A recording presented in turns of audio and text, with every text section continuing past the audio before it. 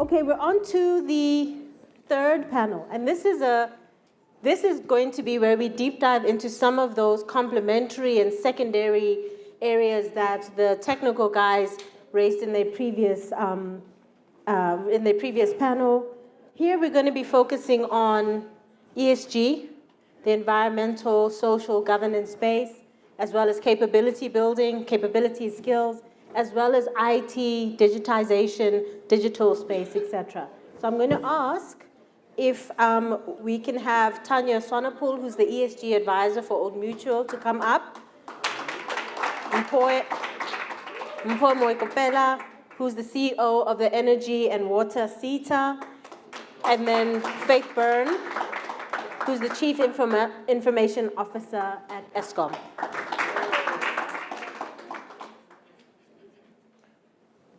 So really, we've already touched on so many of the high-level issues in all of your areas of specialization, ladies. I know some have prepared presentations, some have not, but now we actually get to deep dive into those enabler spaces that we generally don't talk about.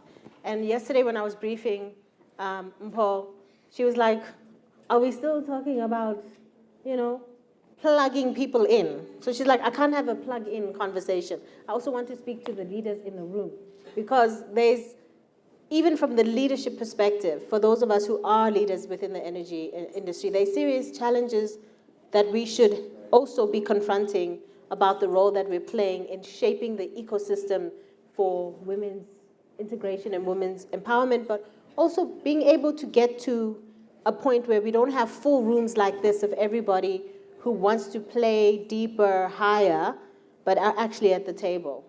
I was sitting over lunch with Thabo, and Thabo said to me, at these sort of things, we should be announcing deals. Like, when are we going to announce deals? Like, when are we going to announce a REAP where we can act, or an IPP procurement process where we say, and 50% of these EPCs and IPPs are women? Like, when are we going to get there? Why is it still that, we're still having enabling conversations here and we're not being deliberate? Because Rebecca showed how easy it is to be deliberate. You just sign and say, from now, henceforth, going forward, amen. Right, so we'll start with Tanya. Tanya, do you have a presentation? We'll start with Tanya, who's going to bring in the ESG elements, and she's coming from the finance space, but the ESG element as it relates to the energy transition, but also the opportunities for women. Tanya, over to you. Thanks. Do you have the presentation? They should. Oh, okay. So I don't have that many slides, and I won't take up too much time. It's just to give an introduction to my space. Oh, here. Cool. Sorry. So I'm head of ESG for Old Mutual Alternative Investments, and we're a fairly small team of ESG advisors that work across the business. So, I work across the Old Mutual Alternatives business, but then have team members who concentrate in the AIM business, which is the AIM stands for African Infrastructure Investment Managers. And they focus purely on South African infrastructure and Pan-African infrastructure. And then a colleague, Ilzo, who works in the Old Mutual impact space, and Brendan, who works across the debt businesses. So there are 3 debt businesses: infrastructure debt, hybrid equity, and diversified credit. So those are the, that's the space I'm working in. We can move over to Mpho and then start with your input while Tanya just makes sure that they load her presentation. We're agile, we're ladies. This is how we roll. Thank you very much, and good afternoon, everyone. I was hoping to tap on some of the ESG conversation. So now I'm going to have to think about my ESG perspective. Okay. Lovely to be in the room again. Yesterday, as she mentioned, I don't know how many sessions I've been in August, just talking women. And then there's nothing wrong with that. And also sessions I've been, even overseas, in a women's conversation. It's amazing how I was in Russia and we had a month ago, we had a conversation with women in the energy sector. And most of the people who were at the table was the spouse of. Oh. The spouse of the females that are around the table. And I realized that we have actually moved in South Africa. And I'm going to start, I'm not saying that there's a lot of negatives, but I'm going to start on some of the positives. We have moved as South Africa when it comes to women representation, and not only women representation, women inclusion, where you're not just coming because we're going overseas and we need to have women around with us, but a woman who's going to sit. I was in a panel with higher education ministers, and I was the only female, and I'm not a minister. And being able to sit at that table, I could only say thanks to South Africa. And I mentioned there that we're not brought, I don't think I'm included in the boardroom, and I've taken that I'm not included in the boardroom to be a number, but I'm included in the boardroom because I can. And I think the same thing goes to the energy sector. I don't think the conversation is about plugging in and be included where there are opportunities for you, but you're included because you can bring something to the table. And that talks to the capabilities. And we're talking about a woman who is capable to bring meaningful contribution, not only to herself and to her business, but to the country. And this is where really I want the conversation. I've been driving the conversation. It's my sermon that I'm going to preach. If you've listened to it 2 weeks ago, I'm going to preach it again until it lands. Where women are going to say, we are part of South Africa, and we can see the current energy status in South Africa. And I look around the room, group executive, you are executive, right, madam? At Eskom. At Eskom, I've got Siemens in here. We've got McKinsey. We've got Subvia CEO in the room. We've got Sasol leadership in the room. We've got leaders, black leaders in a country that is struggling. And we are busy. And my question is that, and yes, we are collaborating. What are we working towards? At the end of the next 10 years, what is it that we're going to look back and say we've done as leaders? We are often, I think DSI mentioned that we've worked with them. Subvia, I'm currently working with Eskom. I'm working with Sasol on a project. I'm just mentioning the ones in the room. If I don't mention, I'm working with SAF, so that if I don't mention you, we are working with you. But we had to we had to look and say we often doing this at very transactional level. And we are happy to transact, to do 15 learners there, 300 learners there, publicize it, 30 learners there. After 10 years, what is it that we're going to achieve? And I think for me, that's the conversation when it comes to women. I always tap back into 1965. There's a comment that was made there to say, so that I quote you properly, there's a lady who said, why must we lean in for the good of the country, but at our cost? And the reality, guys, it's going to be expensive to lead a country. It's going to be expensive for us. It's going to cost us something if we are going to make a difference. If we don't want to make a difference, let's sit back and let others lead. Leadership is hard. I don't even want to get into my pain of leadership in this space. As young, I used to be young. As young and a young lady who's a CA getting into the space of skills development and wanting to shift things, and you hit nothing but walls. But it becomes your commitment and your desire for change that keeps you moving. And sometimes it takes time. Someone was talking to the fact that in the energy space, people want opportunities now to make money now. That's not going to happen. And if that's what women are going to be chasing in the next 5 years, we're going to end nowhere. Because Subvia is going to tell you there's an opportunity, there's a bid, you apply for the bid, another person's going to tell you there's another bid that's coming out, you apply for that bid, but really we're going to be building nothing. So I think there's a bigger role, and it does link to our capabilities as women. I'm going to just, my conversation was starting on ESG, because I was going to follow from ESG.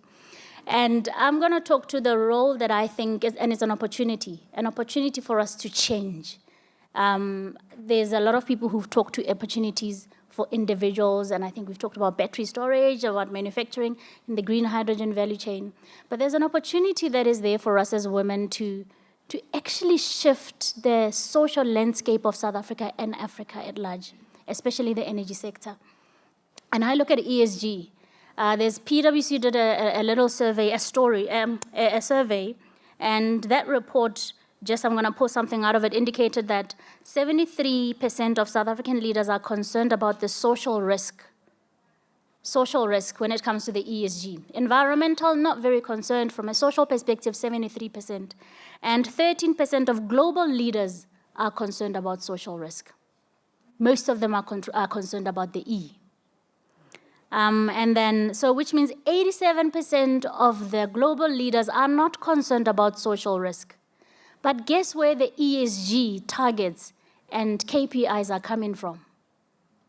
People who are not concerned about social. Most of the KPIs that we need to meet and most of those targets are coming from outside, global.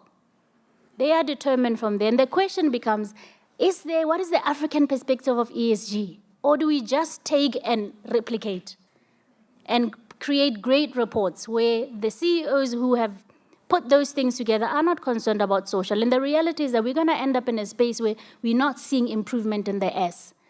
This is at very high level. This is also informing some of the policies that we are seeing in our country, because the policies are going to be very much driven to the E and to the G and very limited to the S. And there's a couple of words that are always here. I wrote them down because English is not my mother country. These are the words that are becoming part of everyone's vocabulary. Even when you go to the rural areas, you hear climate change. Everyone is talking climate change. What is climate change? And then just energy transition, decarbonization. But yes, we've got the biggest issue in South Africa, which is our economy. And no one is talking the economy. And the question is that who is driving even the narrative and the discussions within our communities? Who's informing what we talk about? Because what we talk about is where we find young people being interested in and wanting to plug themselves in.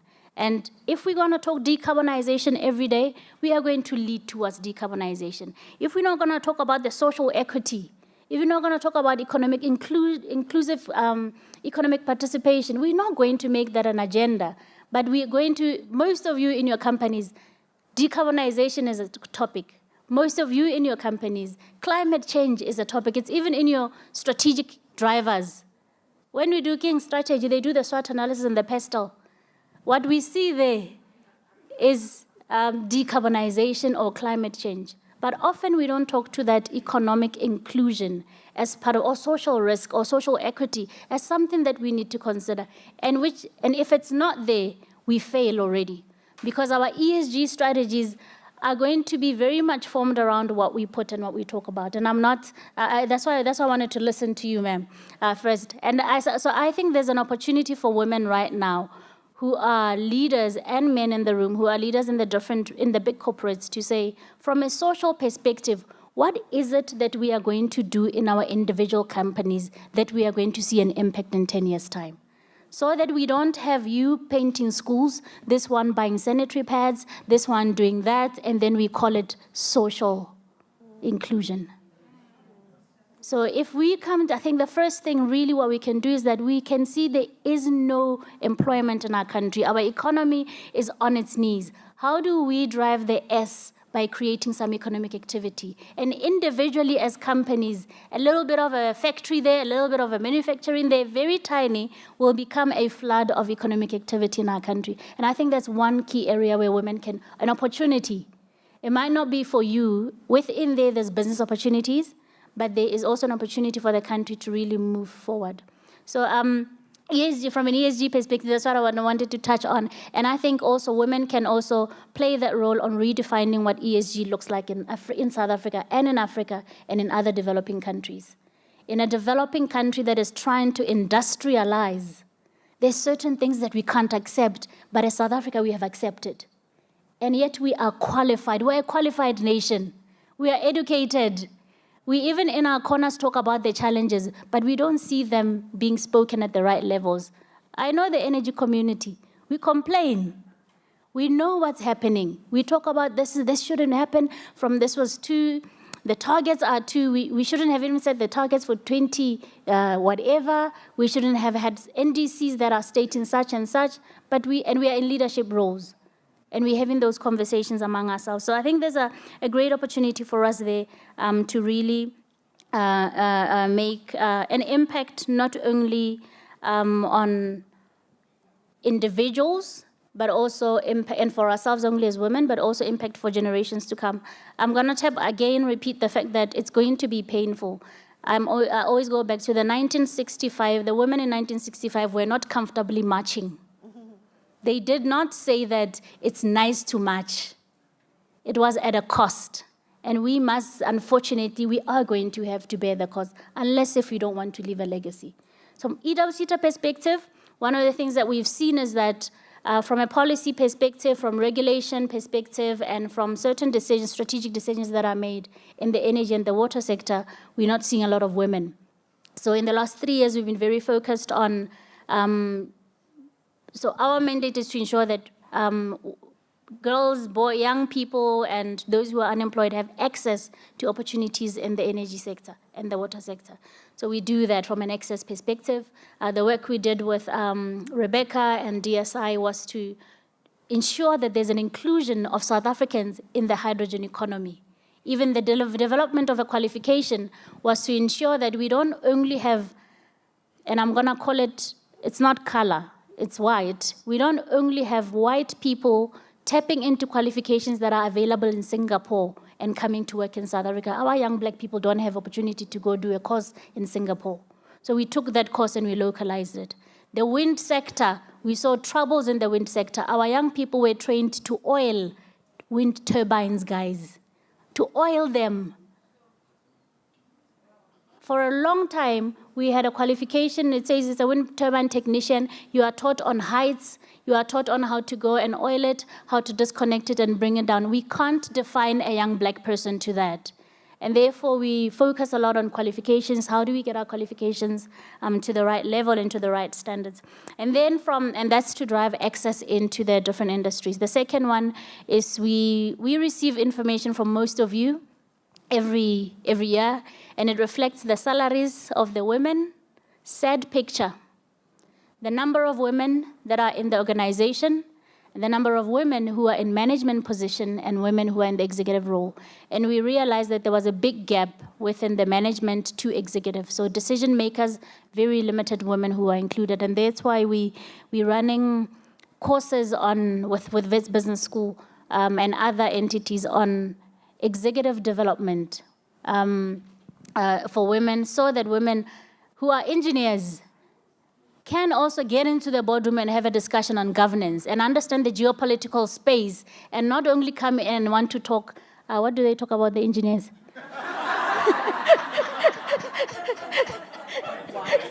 Wires. Okay, they say bolts and screws.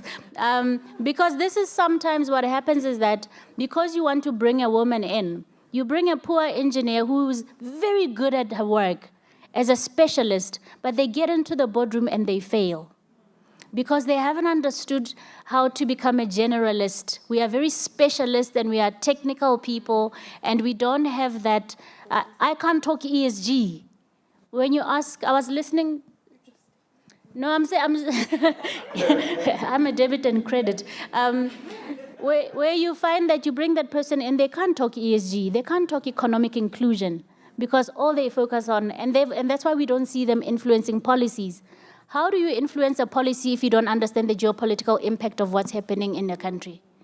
So I spent a week last week with students, BRICS Summer School, and it's young students from different universities in Russia, India, in the BRICS, not the 6. And they were talking about multilateralism. And I was so excited listening to these young graduates talking about multilateralism, and then they're talking about a bipolar approach to this, and I'm thinking, this is the future.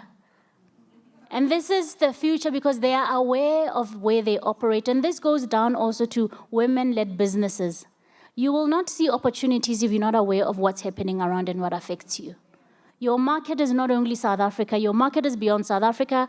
They're talking about the green hydrogen, export of green hydrogen. We probably don't even know that we need electrolyzers. We're not even asking ourselves, with so much green hydrogen that's going to be exported, and I don't want to use the word plug in. What role, where do I, not plug in, what's the other word?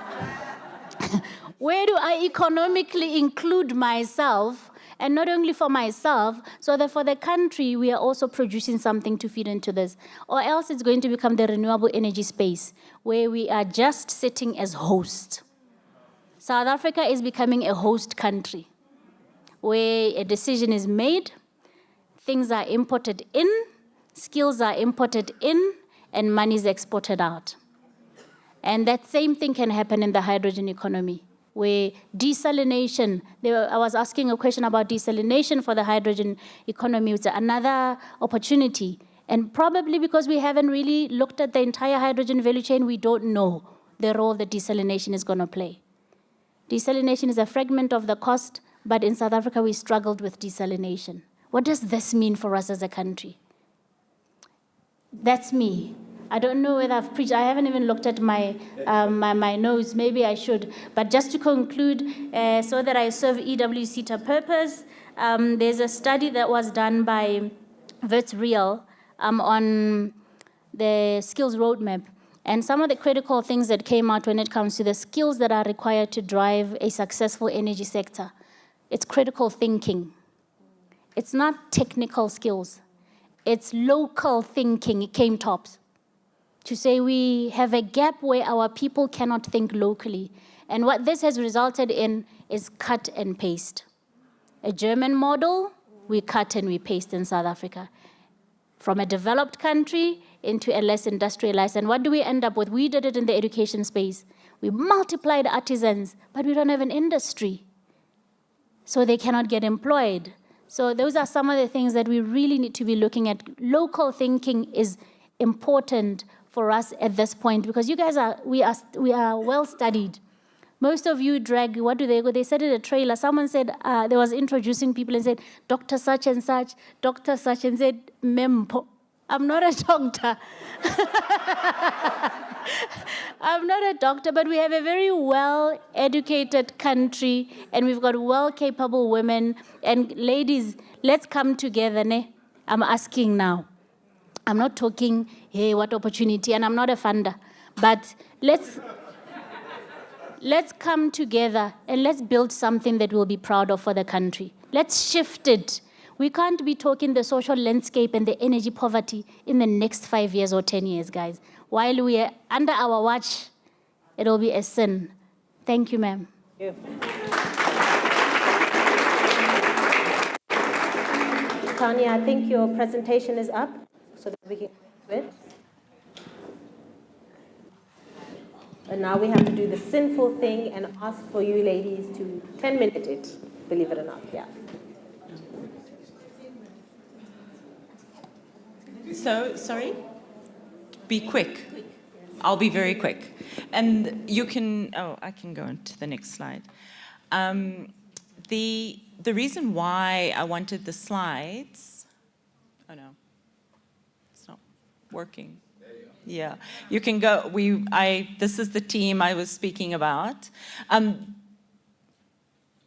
Yeah, no, you can just to the next. So just, an intro into ESG, and I just kind of resonated with this description.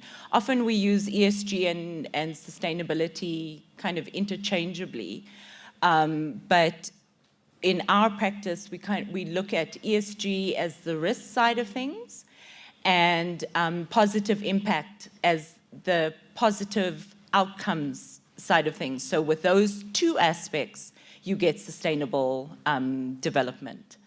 And the next couple of slides, it's just I'm not going to go through all of these topics, but it speaks to the breadth of what ESG is. So these are some of the things that we look at, you know, depending on where we are, depending on what the project is, and what's material to that particular project. And you can go to the next slide. And here I just wanted to share some of the, we had a presentation from Sustainalytics around what are the mega trends and what does it mean for, you know, the different parts of ESG. What does it mean for our business?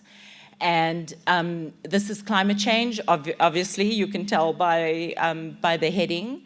And you know, what are the implications for ESG? And I think the first bullet point speaks to what you were saying around the social. It's, you know, the E we know, the G is the basis in terms of making sure that our institutions work well, our governance structures work well. The S, I think, is something that we could use improvement on, let's put it that way. You could go to the next slide.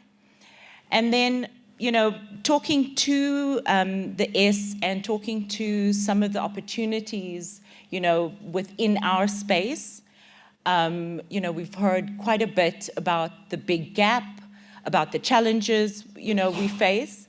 But there are also amazing stories of people who have developed their careers, have you know, found fulfillment in, so when I say people, I mean women, you know, have found fulfillment in this industry.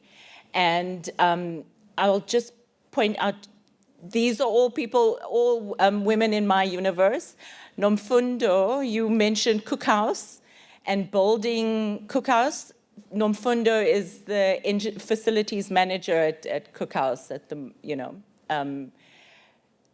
Community Trust Chairperson, Fez, has done a wonderful job again in the Cookhouse area in establishing a well-functioning, integrated, and independently functioning trust, which we've seen very few examples of successes in that space. And the number one reason for the success of that trust is the dynamics of Fez and her personality, her ability to bring people together, and to also just be hardline in terms of what she wants to achieve and what she thinks is best for the trust, regardless of what Old Mutual might think, you know, is important as a major shareholder, for instance. So it takes a bit of guts and determination, but you know, there are amazing success stories in this industry. Just wanted to end there. Okay, thank you. Thanks, Tanya. Okay, Faith, I think we move on to your presentation, which is going to be quite exciting because this whole issue of digitization came up earlier. Can the team please put on Faith's presentation? I am going to ask you to just focus on the digitization proposition in ecosystem space. It's come out quite a bit, but yeah, within 10 minutes. I was saying I feel like I'm being set up here. You used the word exciting. So I'm not sure how exciting it's going to be, but let's go for it, right? So can I introduce myself quick? Faith Byrne. I work for Eskom. I'm the CIO at Eskom. I went to Eskom not for my health, not for my wealth, not for my emotional well-being. But I actually joined in level 5 load shedding, you see? Sorry, level 5, COVID felt like load shedding, right? I joined level 5 COVID. Sorry. I joined level 5, I'm going to be quick, I promise. I joined level 5 COVID, but I did join because I felt like I needed to make a change. I felt like I cannot be the person who's on the other side complaining, and not making a change. And Paul was talking about the fact that we must get away from the transactional and also look for the opportunities. I also do think, though, that we use that strategic objective and strategic direction as an excuse for not doing the transactional. So what I've been doing at Eskom is really trying to uplift women as I rise. Now I'm going to quickly, exciting and quick is what I need to be, so let me just be exciting and quick. I don't know where this thing is pointing, where's just point, and there we go. So this first slide dealt with the industry context. I'm not going to talk about it. What I just want to point out is that the energy crisis is a global crisis. We spoke about that. Next slide. There we go. This slide is an Eskom slide. So, first disclaimer, I'm not an Eskom spokesperson, please. So I'm not here to speak on behalf of Eskom. But I am bringing some of the content, and I can tell you that this is public content, and my boss, the acting group chief executive, doesn't know I'm doing this. So this is just really we've spoken about this at length this morning, to say that the energy world is changing. It's going from centralized to decentralized. It's going from a passive customer to an engaging customer, right? What that does mean, though, and why I wanted the slide in, is to say that our current infrastructure is built for centralized and not for where we're going. So this is why this is so important. The next slide, I don't know if I'm going to get into trouble with some people here, Mr. Silas, but these are the Eskom objectives. So on the left-hand side is our turnaround objectives, and on the right-hand side is the just energy transition objectives. Why I want to point this out to you is I do want to draw a link to you to the digitalization and to ICT. So for example, on the turnaround objectives, you'll see that we've got operational recovery, we've got balance sheet strengthening, income state improvement, etc. I'm working on, in the ICT world right now, I'm working on initiatives that are meant to improve that. I'm working on, Mr. Silas, you mentioned the ghost vending. So I'm working on replacing an online vending system so that we can hopefully minimize ghost vending. I'm working on inventory to clean up on the balance sheet and to strengthen that balance sheet, etc. So there's a lot of boring ICT stuff that's happening to support the turnaround objectives. And unfortunately, the boring stuff still needs to get done, right? And then there's just energy, and that's when exciting things happen. So from an Eskom perspective, this is also a slide that we would have shown in various sectors. You'll see that to assist with the IPP introduction, we want to lease 31,000 hectares. I'm understanding that we've leased about 7,000, which could equate to about 2 gigawatts if those IPPs go online. Then earlier we were speaking about the fact that we need to build 14,000 kilometers for the transmission lines by 2035. At this point in time, we're only doing 300 kilometers per annum. So again, funding, etc., is important. I don't even know if I must mention Kamati right now, but but a slight mention. So also the repurposing that and doing some training, etc. And I'll stay out of any other conversations. So with regard to the energy industry, there's the 4 disruptors, and we've all seen this. But for me, why I'm showing you this picture is, for me, and the picture that I'm painting it within Eskom is that digitalization's at the core. You cannot democratize, you can't decarbonize, you cannot decentralize without digitalization. It's at the core.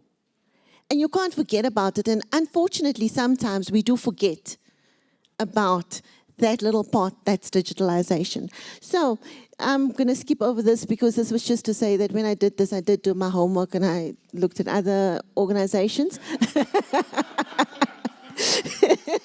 I didn't just thumbs like it. This is and happy to share this offline. This is a roadmap and an approach that I developed even before I joined Eskom around digitalization and how to do digitalization, because it's quite nice and interesting to play with tools. We love to play with the drones. We all have a drone at home that we're playing around with. But then when it comes to how do I actually commercialize it within my organization, it becomes a much trickier conversation to have. So this is why a structured approach is important. I think you wanted me to get here. No, she didn't want me to get here. She's like, you got 3 minutes left. Taking digitalization, you got to start with the business outcomes. So what outcomes are you solving for? So what we did is looked at the value chain. We generate, transmit, and distribute electricity. So looking at the value chain then and looking at, this comes from last year's corporate plan, you will see the strategic objectives of each division on top there. And then each division has challenges. And each division has opportunities. So you've got to start with what the business wants, what the business intends to do, right? And then at the bottom of that, you then plug into what are the digital propositions for those? Smart grids, smart meters. We really are trying, Mr. Silas. We're trying to roll out smart meters. We do want to do that. It's about 6 million that need to be rolled out, and we started that process. So when we replace with smart meters.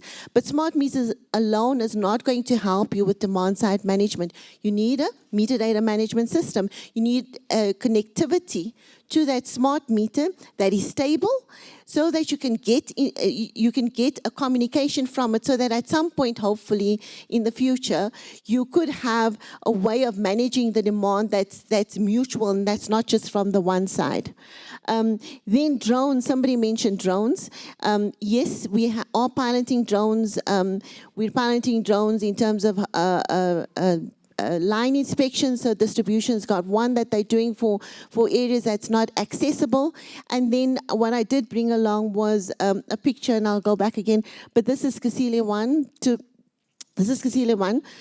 When the issue happened, we needed to understand what the problem was, and the generation team sent in a drone, and it took exact measurements. These are pictures from that drone, so that they could actually understand the problem and know how to fix it, so that we can have that interim solution, which hopefully goes live in November this year, and then next year the permanent solution. But if I go back to this slide, why digitalization is so important is it's great to use a drone, and it's great to use a drone for understanding your business problem, but is that where you're going to leave the drone? What are you doing with the information? So we're doing line inspections. What are we doing with the line inspections? How are we feeding that data back in?